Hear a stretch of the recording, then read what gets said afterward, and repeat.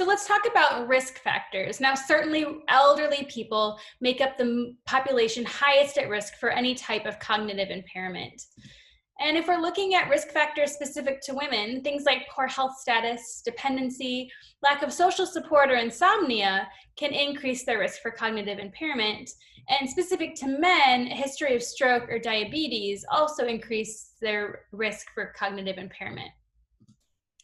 And in terms of individual risk factors, now certainly personal behavior and lifestyle choices, things like substance abuse, participation in high-risk activities that could lead to brain injuries or accidental injuries. You know, you see the people on their motorcycles on 290 without a helmet on, and you make the joke of, well, there goes another organ donor, but it's true. I mean, they're higher risk activities, risk for brain impairment can cause cognitive impairment as a risk, certainly.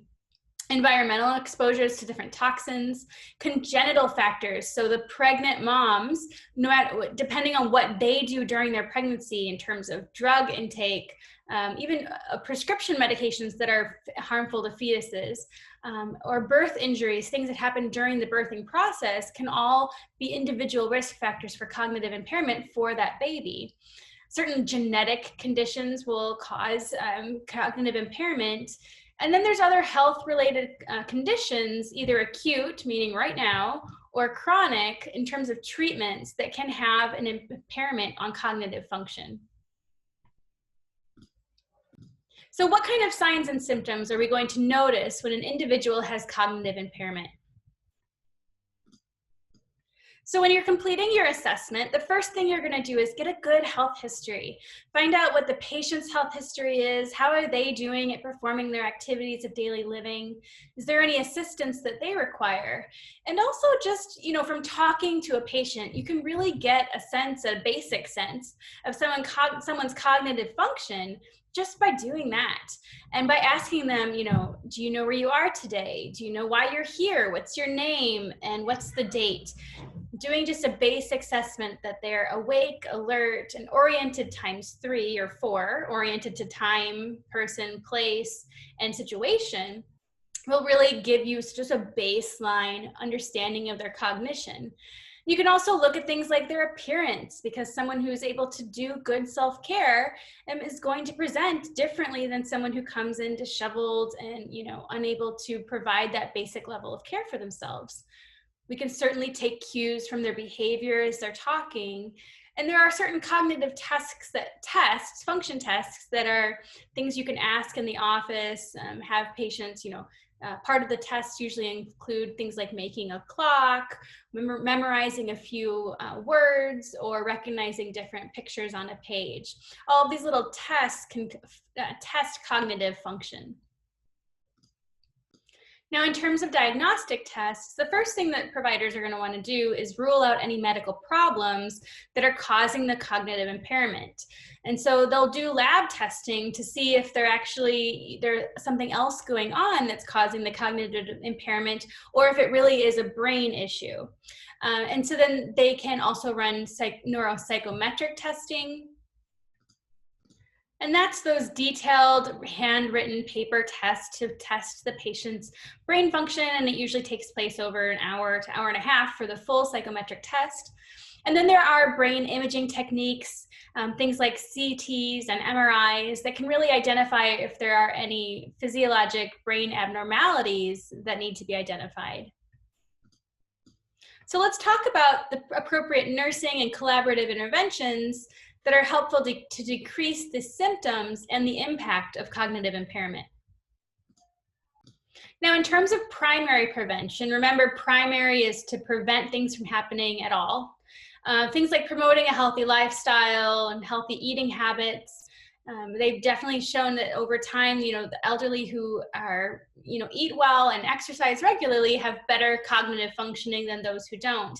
I know my grandma has always done those crossword puzzles and Sudoku puzzles because she read a magazine article one time that said, if an elderly person stops thinking, they're going to lose their cognitive functioning faster. So she always tried to stay sharp with just those little tiny puzzles that really make her sharper.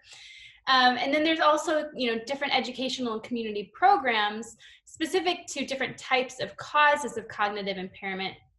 like preventing substance abuse, decreasing high-risk behaviors, making sure that patients have healthy pregnancies so that those babies don't have cognitive impairments from maternal choices, and then promoting healthy aging.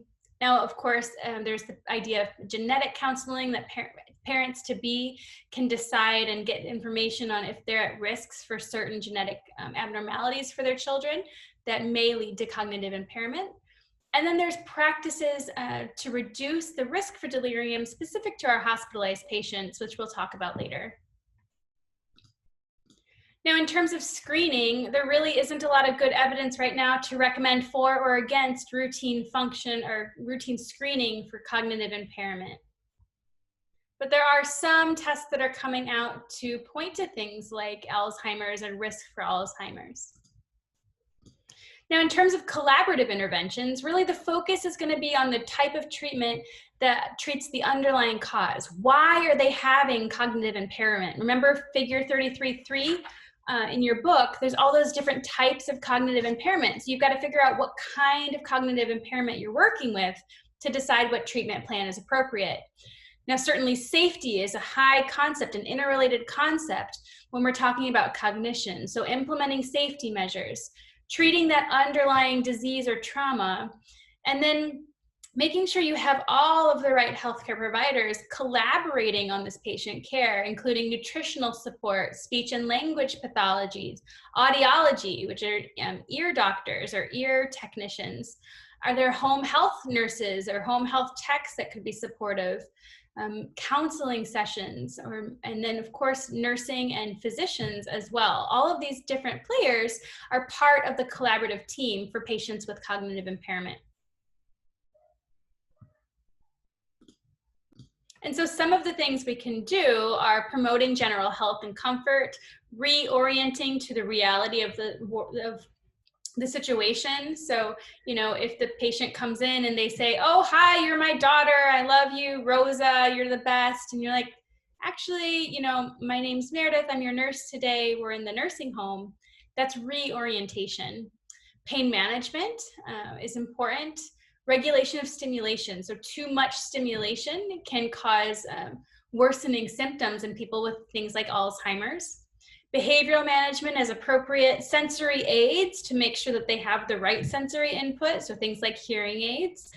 And then obviously caregiver support, because we're really thinking about the patient and the family as a unit here.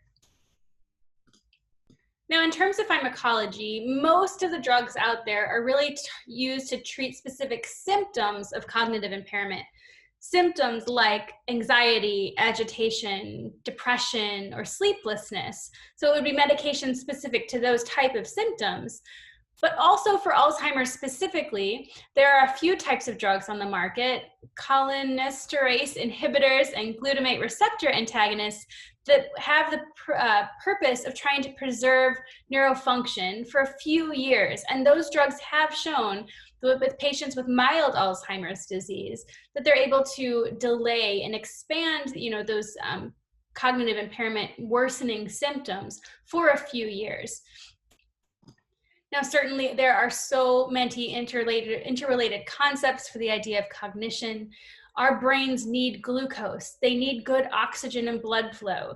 They need to have the body's systems in homeostasis, like a normal balance of acid and base and fluid and electrolytes, and good nutrition and adequate vitamins. And then with that good new cognition, we're able to have good mobility and good function. And if certainly our development depends on and is interrelated with cognition. And so there are all of these interrelated concepts that come into play with the idea of cognition. And so if you have a patient who has cognitive impairment, you have to really think about what is the underlying cause for this patient and which of these interrelated concepts are in play. Now, here are some of the featured exemplars. For this week, we're focusing on Alzheimer's.